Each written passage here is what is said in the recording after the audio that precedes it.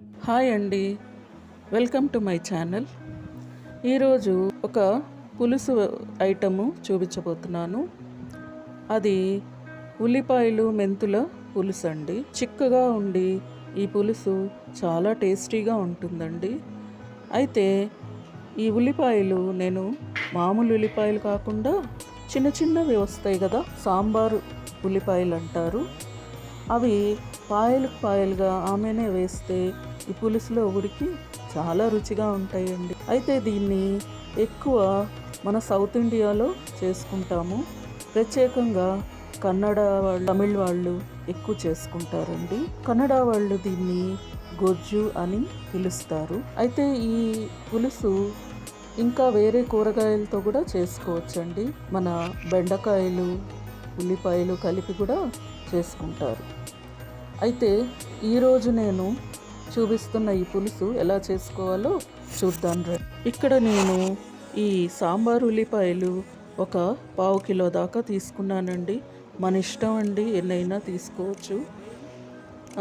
దానికి సమానంగా వెల్లుల్లిపాయలు కూడా వేసుకోవచ్చండి. నేను మటుకు ఇక్కడ ఒక 10-15 దాకా వెల్లుల్లి రెబ్బలు తీసుకున్నాను.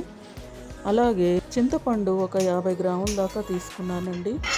ఇప్పుడు ఎలా చేసుకోవాలో చూద్దాం రండి. ముందుగా పొయ్యి మీద బాండి పెట్టి ఈ నూనె వేసేసుకొని అందులోకి ఒక్కొక్కటి వేసుకుందాం. ముందుగా మెంతులు వేస్తానండి. మెంతులు బాగా వేగాలి, చేదు లేకుండా ఎర్రగా చూడండి.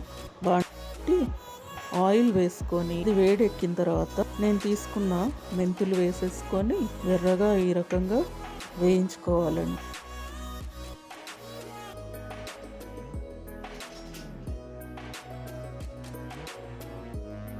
ఆ మెంతులు కొంచెం ఎర్రగా రాగానే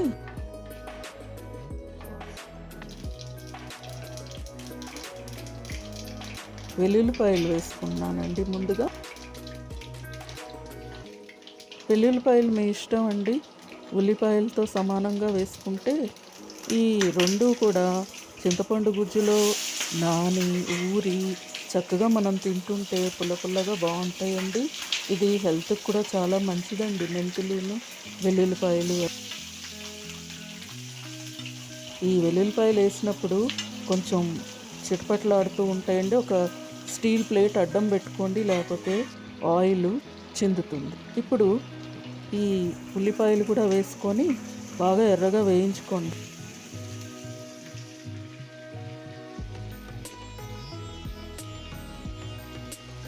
బాగా ఎర్రగా రావాలండి ఉల్లిపాయలును, చిన్న ఉల్లిపాయలు. ఈ రకంగా వేగిన తర్వాత మనం ముందుగా చింతపండు తీసుకున్నాం కదండి, అది నీళ్ళల్లో నానబెట్టి అట్టు పెట్టుకోవాలి. చక్కగా గుజ్జు తీసి పోసుకోవాలండి. ఈ ఉల్లిపాయలు వేగంగానే కొద్దిగా ఒక 1/2 స్పూన్ దాకా పసుపు వేసానండి. మంచి రంగు వస్తుంది, అలాగే రుచి కూడా వస్తుందండి. పసుపు బాగానే వేయాలి దీనికి కొంచెం. అలాగే చిక్కటి చింతపండు పులుసు తీసి ఇట్లా ఈ ఉల్లిపాయలకి యాడ్ చేసుకున్నానండి. ఇది బాగా మరగాలి, తెరలాలండి ఈ చింతపండు పులుసు. ఆ పులుసులో ఈ ఉల్లిపాయలు బాగా ఉడికి ఆ పులుపంతా వాటికి పట్టేదాకా పైనుంచి తగినంత ఉప్పు, కారం యాడ్ చేసుకున్నాను. మీరు మీ టేస్ట్కి తగ్గట్టుగా కారం కొద్దిగా మరింత పడుతుంది దీనికి, మీరు కావాలంటే వేసుకోవచ్చు. వద్దనుకున్న వాళ్ళు కొద్దిగా తగ్గించుకోవచ్చండి. కారం తగ్గించాలంటే ముందుగా చింతపండు కూడా కొంచెం లేకపోతే పులుపు ఎక్కువైపోతుంది అన్నమాట. దీనిలో కొద్దిగా నేను బెల్లం యాడ్ చేస్తున్నాను. మర్చిపోయానండి, ఈ పచ్చిమిరపకాయ ముక్కలు చక్కగా చివరిలో యాడ్ చేసుకుంటే తినటానికి రుచిగాను కమ్మగా ఉంటుందండి. ఈ పులుసు కూడా మంచి ఎపటైజర్, నోరు బాగుండనప్పుడు తినటానికి బాగుంటుంది. అన్నంలోకి, చపాతీల్లోకి, దోశల్లోకి, ఇడ్లీల్లోకి, దేనిలోకైనా బాగుంటుందండి ఈ పులుసు. నా వీడియోస్ నచ్చినట్టయితే లైక్ చేయండి, షేర్ చేయండి, సబ్స్క్రైబ్ చేయండి.